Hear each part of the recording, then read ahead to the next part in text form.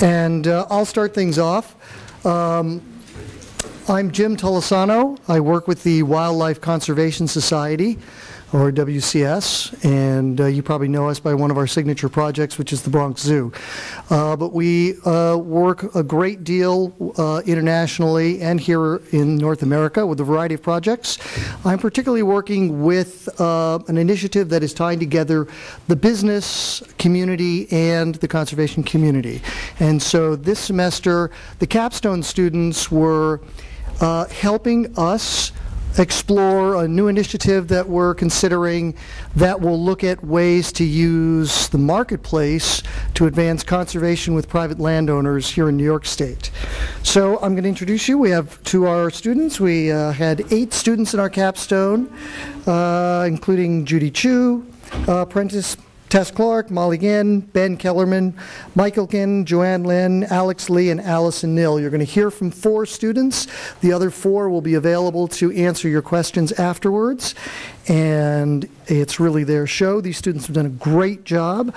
And we'll have Ben take it away and introduce our project. Thank you, Jim.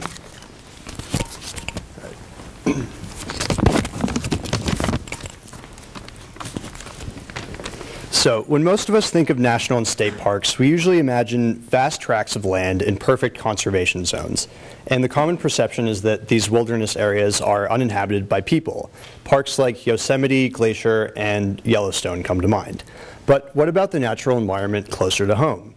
New York State holds crucial conservation areas that provide ecosystem services that benefit people locally and globally. Take the Adirondack Park, which encompasses 6.1 million acres. This dwarfs, as you can see here, Montana's Glacier National Park, which covers only just over 1 million acres. So another example in New York State is the Catskill Mountains. And these 2 regions, the Adirondacks and the Catskills combined, comprise one of the largest expanses of ecologically intact forested regions in the lower 48 states. Yet, one major difference between the parks in New York and most other parks in the US is that roughly 50% of the land area in New York remains in private hands. However, you may or may not know that New York's upstate forested regions are increasingly at risk. And over the course of this presentation, what we're going to do is discuss exactly what these risks are and explain how valuing ecosystem services may play a role in mitigating those risks. So first, what I'm going to do is outline the problem at hand. Then I'm going to be describing the ecosystem service approach that we've devised. Next, we'll expound on 2 pilot projects that we've been working on for the entire semester, one which takes place in the Catskills and the other in the Adirondacks. And finally, we're going to talk about how to move forward with the NYES project. We've identified a number of data gaps that would provide for an even more comprehensive analysis and offer our own conclusions and recommendations for the project. So what exactly is the problem being faced upstate? The first is the human element. Rural landowners are faced with increasing financial pressures, including a limited job market, rising household costs, and one of the highest property tax bases in the US. And these financial burdens are driving people to develop or otherwise dispose of lands with high ecological value. For many landowners, subdividing their land or leasing it to oil and gas companies is the most immediate way that they know to make a profit from their property. And this brings me to the conservation risks at hand. Once landowners decide to do this, risks associated with habitat connectivity, hydrologic function, and just overall ecosystem resilience threaten the quality of the ecosystem services on which we all rely. So the main problem is figuring out how New York landowners can alleviate financial burdens without compromising the environment, locally and globally. But some of you might be asking yourselves, what exactly is an ecosystem service? And I'm sure most of you all know the definition, but the basic idea is that nature provides a wealth of free services that benefit human populations, including those of us that dwell in the city. And one of the clearest examples for us is the NYC water supply. So most of the water that you all drink travels through an unfiltered, gravity-based system from upstate sources, notably in reservoirs in the Catskill Mountains and Croton. And this region's biodiversity, if lost, could increase the vulnerability of these watershed ecosystems to environmental decline, especially within the impacts of climate change. So given that areas like the Adirondacks and the Catskills have relatively high levels of human habitation, there's an increased risk of habitat bifurcation, which leads to concerns about connectivity between the living areas of certain species. So it's pretty clear that further development of the land presents clear dangers to biodiversity and thus the overall resilience of our local ecosystem services. Luckily, we're in the business of providing alternatives to development, and today what we've done is provided an overview of natural capital and ecosystem service markets, which incentivize property owners to conserve their land rather than develop it. So most of you have probably heard of cap and trade in the carbon market, whereby the right to pollute becomes a tradable good under a government mandate. So say I operate a power plant, I would need to buy carbon credits from another firm or individual that forfeits their right to pollute. But these markets don't just end with carbon and clean air, and a number of other markets have emerged for natural resources that we find upstate, including water quality, wetlands, and endangered species. In essence, all of these markets operate under the same logic as the carbon market. So take biodiversity banking, for instance, which comes in two forms.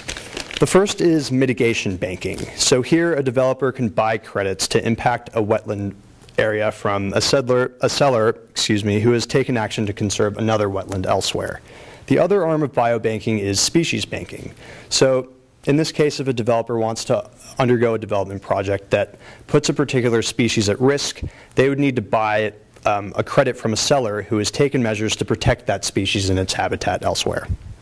So if operational, these market instruments provide a dual benefit. Not only are landowners compensated by selling their unused credits, which they generate through conservation, but such markets can help maintain all of our ecosystem services.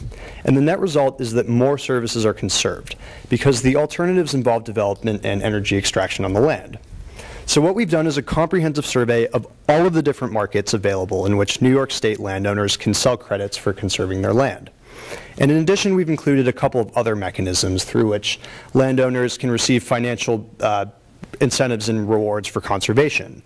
So these come in the form of tax benefits and credits, mainly through conservation easements, and also through benefits that are associated with the New York State Forest Tax Law 480A, which is going to be discussed in more detail through our two pilot projects.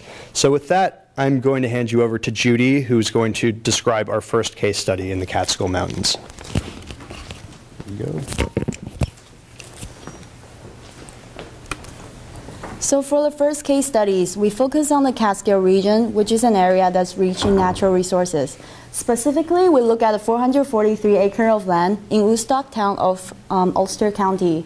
It's primarily hardwood forest, and it's also a part of the Catskill-Delaware watershed. So we examined different type of ecosystem service market, and we found that available options for our land include the conservation easement, forest tax, and the carbon market. We then conduct cost and benefit analysis to determine potential economic returns that the landowner can get from going forward with these kind of options. We then compare our findings with an alternative development option, which is hydraulic fracturing.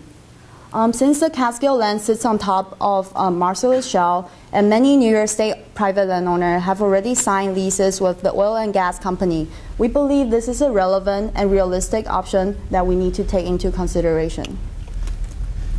So for the first option that we look at is conservation easement.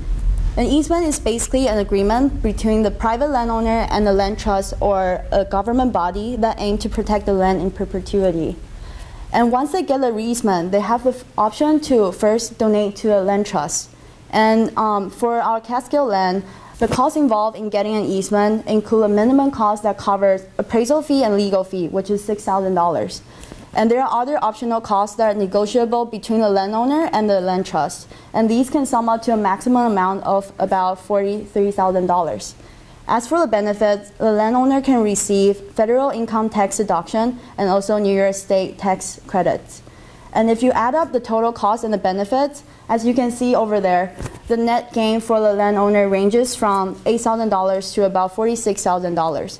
And since the landowner can continue to receive the tax benefits in the following years, we believe this is a profitable option that the landowner should consider. The second option for the Catskill land is the land acquisition program. Since Catskill Delaware watershed provides New York City with about 90% of its water supply, it helps the city save billions of dollars from having to build and maintain the filtration plant.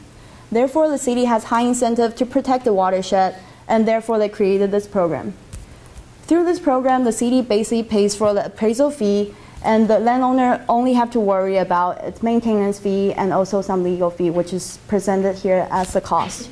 As for the benefit, the city purchased the easement, so the landowner receive an easement value and also part of the property tax that's paid by the city. And we also believe this option is likely to result in a net gain for the landowner.